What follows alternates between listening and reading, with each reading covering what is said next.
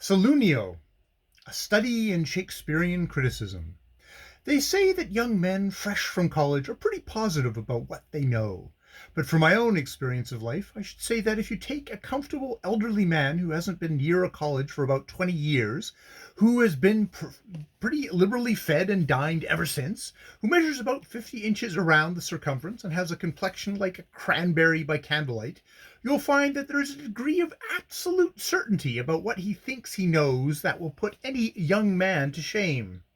I am specially convinced of this from the case of my friend, Colonel Hogshead, a portly, choleric gentleman who has made a fortune in the cattle trade out in Wyoming, and who, in his latter days, has acquired a chronic idea that the plays of Shakespeare are the one subject upon which he is most qualified to speak personally. He came across me the other evening as I was sitting by the fire in the club sitting room, looking over the leaves of the Merchant of Venice, and began to hold forth to me about the book. Merchant of Venice, eh? There's a play for you, sir. There's genius. Wonderful, sir. Wonderful.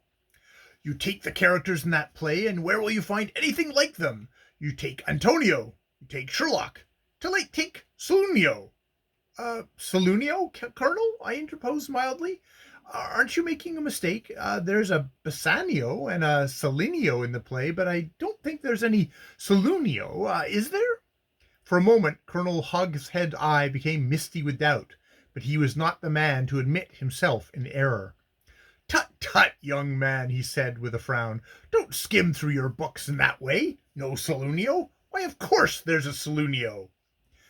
But I tell you, Colonel, I rejoined, I've just been reading the play and studying it, and I know there's no such character. Nonsense, sir, nonsense, said the Colonel.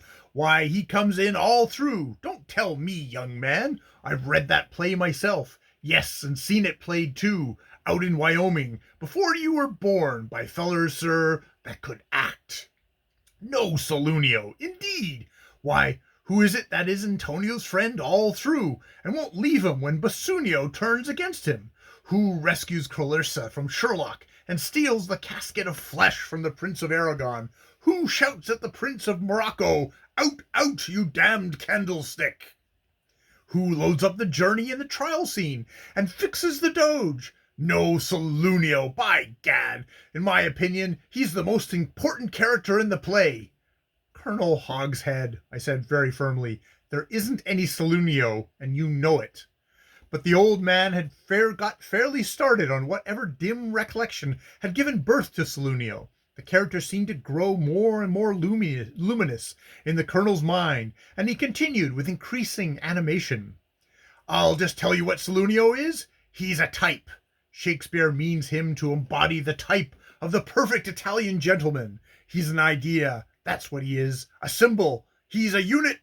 Meanwhile, I had been searching among the leaves of the play. Look here, I said. There's a list of the dramatis personae. There's no Solunio here. But this didn't dismay the colonel one atom. Why, of course there isn't, he said. You don't suppose you'd find Solunio there? That's the whole art of it. That's Shakespeare. That's the whole gist of it. He's kept clean out of the personae, gives him scope, gives him a free hand, makes him more of a type than ever. Oh, it is a subtle thing, sir, the dramatic art, continued the colonel, subsiding into quiet reflection. It takes a feller quite a time to get right into Shakespeare's mind and see what's he's at all the time. I began to see there was no use in arguing any further with the old man. I left him with the idea that the lapse of a little time would soften his view on Solunio. But I had not reckoned on the way in which old men hang on to a thing.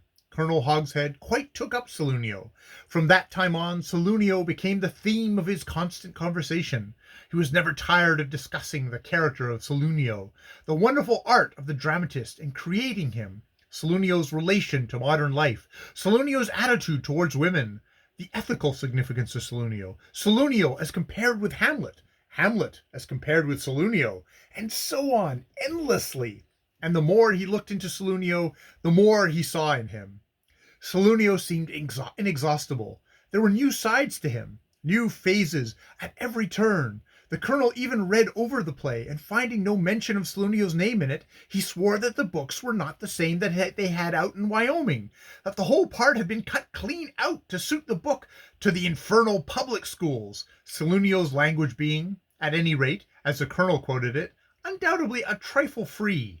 Then the colonel took to annotating his books at the sides with such remarks as, "Enter Salunio," or "A tucket sounds, enter Salunio on the arm of the Prince of Morocco." When there was no reasonable excuse for bringing Salunio on the stage, the colonel swore that he was concealed behind the R's, or feasting within the Doge. But he got satisfaction at last. He found that there was nobody in our part of the country who knew how to put a play of Shakespeare on the stage, and took a trip to New York to see Sir Henry Irving and Miss Terry do the play. The colonel sat and listened all through with his face just beaming with satisfaction, and when the curtain fell at the close of Irving's grand presentation of the play, he stood up in his seat and cheered and yelled to his friends, "That's it! That's him! Didn't you see that man came on the stage all the time and sort of put the whole play through, though you couldn't understand a word he said? Well, that's him! That's Salunio!" And that is Salunio by Stephen Leacock, which I have to say has got to be one of the most delightful conjurations of a reader creating a character in something and breathing it to life by the force of their will, not just the artist, but the reader, the poor deluded reader. All right, I will leave it there. More videos later.